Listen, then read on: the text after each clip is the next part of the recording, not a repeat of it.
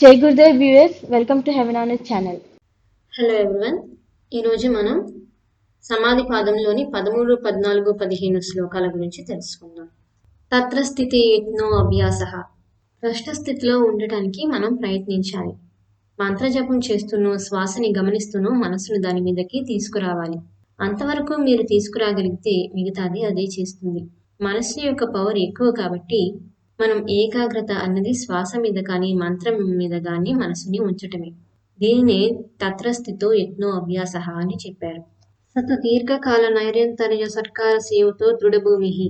పతంజలి దృష్టిలో దీర్ఘకాలం అంటే లైఫ్ ఆఫ్టర్ లైఫ్ అని అర్థం. సాధన అన్నది నిరంతరం కొనసాగుతూనే ఉండాలి. తర్వాత సత్కార సేవితం. సత్కారము అంటే సత్కార్యము, ఒక మంచి పని చేస్తున్నాను అనే భావనతో చేయాలి. అప్పుడు మనసు ఎంతో ఉత్సాహంగా ఉంటుంది. ఈ ఉత్సాహంతో సాధనలు చేయాలి. తర్వాత సేవితం అంటే సేవించడం, తీవ్రంగా సాధనలు చేయటం. దృఢభూమి, దానితో సాధనలు గట్టిపడి ఫలితాలు వస్తాయి. దృష్టానుశ్రవిక విషయ వితృష్ణస్స వశీకార సంజ్ఞ వైరాగ్యం. విన్నవి చూసినవి ఇలా దేని మీద ప్రభావం ఉండక వాటి మీద నాకు ఇంట్రెస్ట్ లేదు, నేను యోగాని నేర్చుకోబోతున్నాను అనే మానసిక స్థితే వైరాగ్యం. Please like, share and subscribe for more videos.